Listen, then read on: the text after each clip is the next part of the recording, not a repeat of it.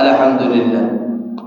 আল্লাহ পাক রব্বুল আলামিনের কাছে লাখ কোটি শুকরিয়া যে মহান রব্বুল আলামিন আল্লাহ সুবহানাহু ওয়া তাআলা আপনাকে আমাকে সুস্থ রেখে আজকে পবিত্র ইয়াউমুল জুমআ আল্লাহ পাক রব্বুল আলামিন আমাদের সবাইকে দয়া করে মায়া করে আল্লাহ তাআলার ঘর মসজিদে আসা এবং বসার তৌফিক দান করেছেন।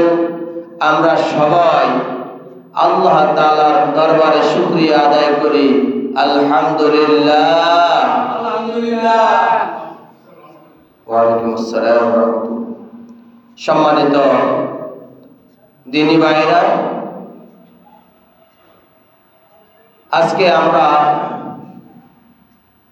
মসজিদে হাজির হয়েছি আল্লাহ পাক রব্বুল আলামিনকে খুশি করার জন্য, তাই না? আমাদের প্রত্যেকটা নেক আমল হবে আল্লাহ এবং আল্লাহ রাসূলকে সন্তুষ্টি অর্জন করার জন্য। প্রত্যেকটা মাস, প্রত্যেকটা দিন, প্রত্যেকটা রাত, প্রত্যেকটা সেকেন্ড, প্রত্যেকটা মিনিট, প্রত্যেকটা ঘন্টা, এই সময়গুলো কার?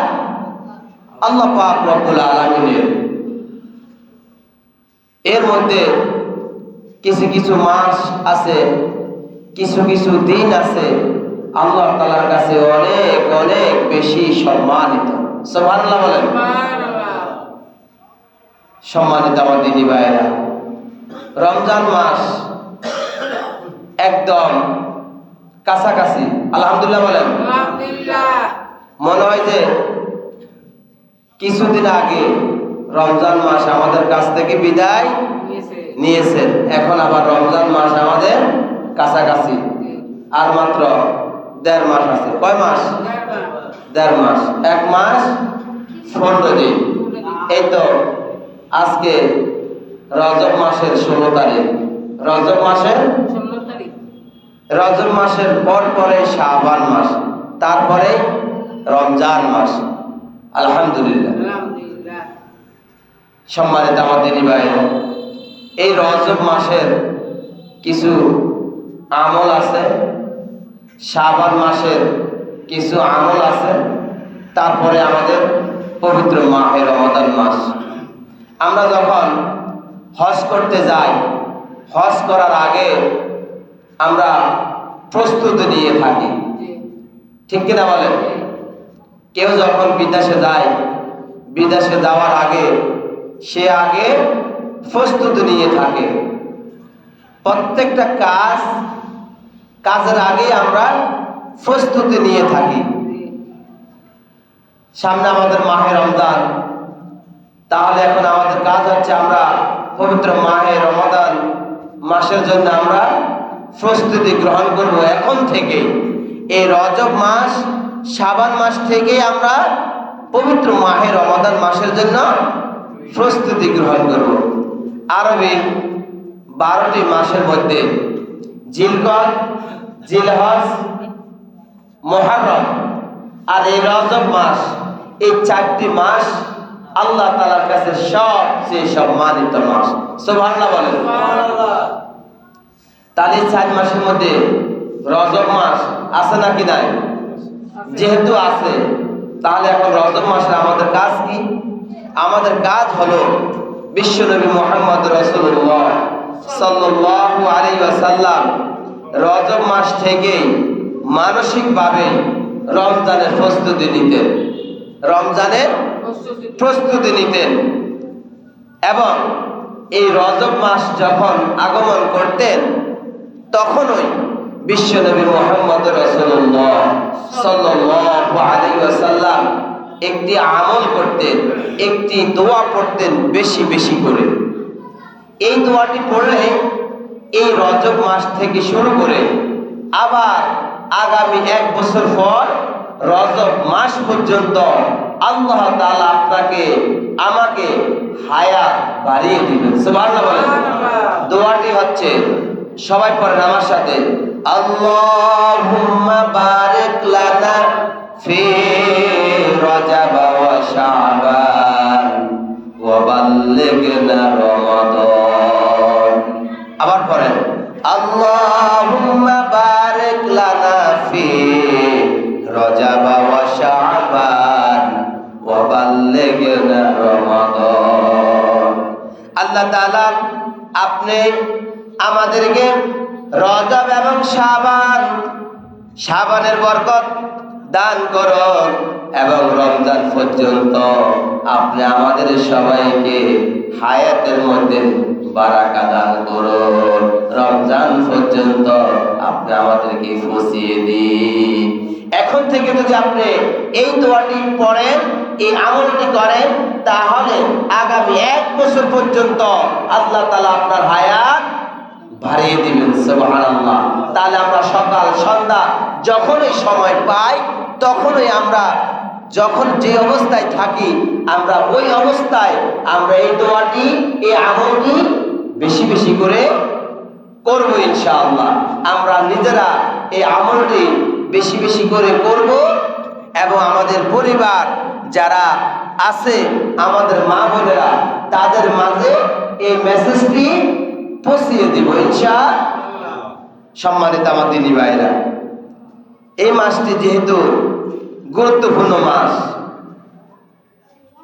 মেরাজের রাত, এবং আমরা বলে থাকি মেরাজের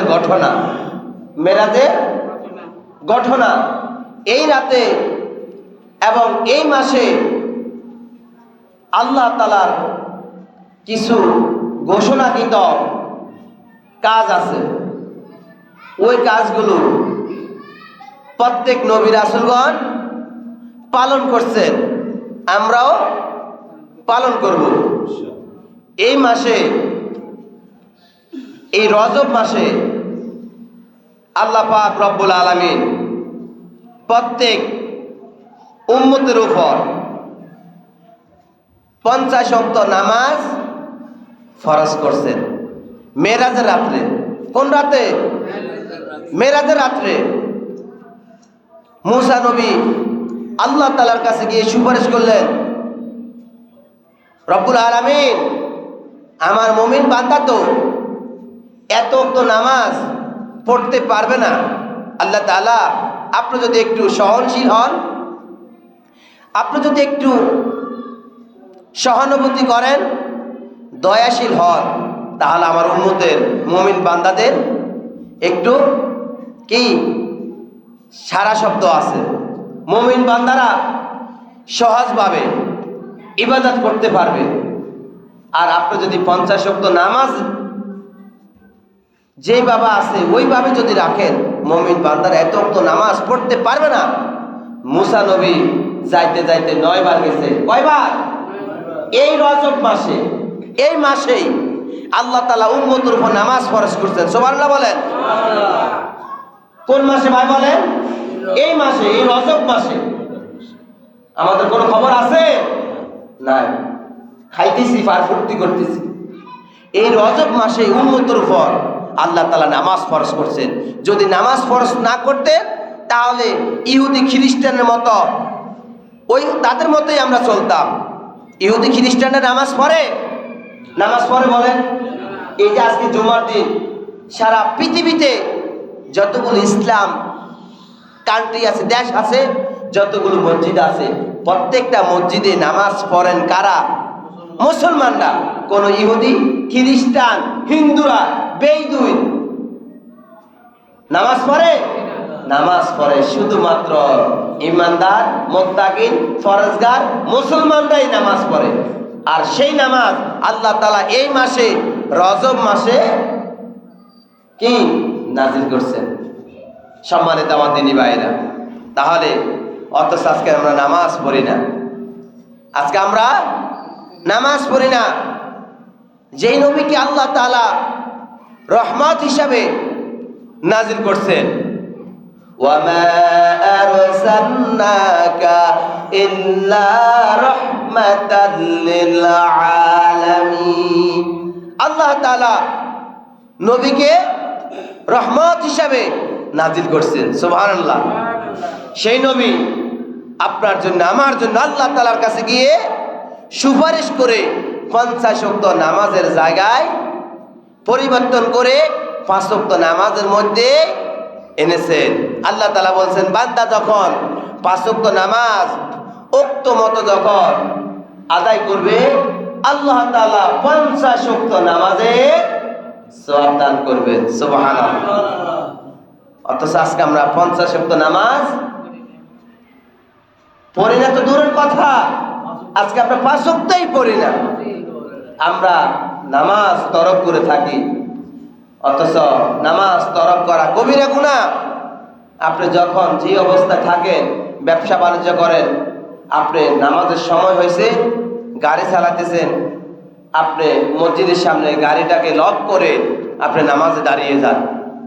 শ্রমিক কাজ করতেছেন, নামাজের সময় হয়েছে, 5-10 মিনিটের জন্য কাজ বন্ধ করে নামাজে দাঁড়িয়ে যান।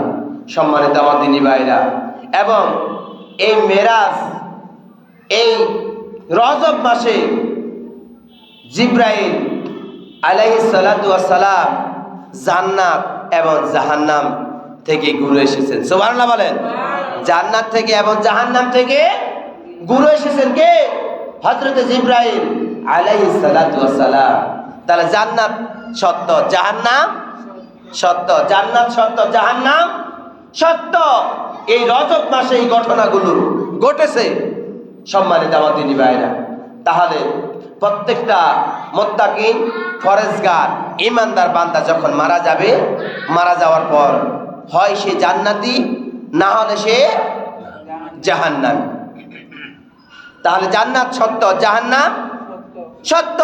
যারা জান্নাত জাহান্নামকে অস্বীকার করবে তারা বেঈমান, তারা ঈমান হারা, তারা জান্নাতে প্রবেশ করতে পারবে না।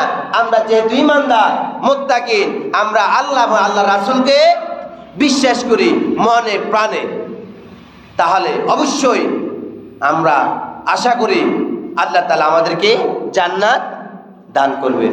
সম্মানিত আমার দিনী ভাইরা, এই রজব মাস অনেক গুরুত্বপূর্ণ মাস। এই মাসে রাসূল কারীম সাল্লাল্লাহু আলাইহি ওয়াসাল্লাম বেশি বেশি করে কি করতেন? কোরআন তেলাওয়াত করতেন, নফল নামাজ পড়তেন। এবং আমরা তো সব সময় প্রত্যেক মাসে আমরা রোজা রাখি। যদি এই রজব মাসে আপনি যদি রোজা রাখেন, কোনো ক্ষতি নেই, সওয়াব আছে। তবে নির্দিষ্ট কোনো হাদিস, কোনো বর্ণিত হয় নাই যে এই রজব মাসে 27 তারিখে রোজা রাখতে হবে, এই ধরনের কোনো প্রমাণ নেই।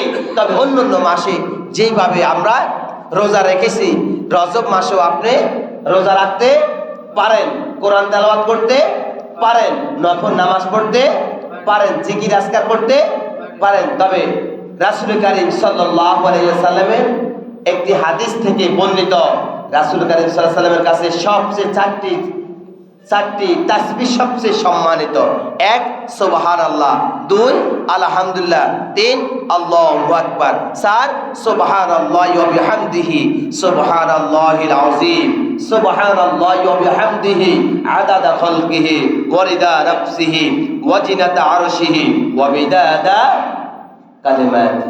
তাহলে এই তাসবিহগুলো আমরা বেশি বেশি করে আমরা পড়ব ইনশাআল্লাহ।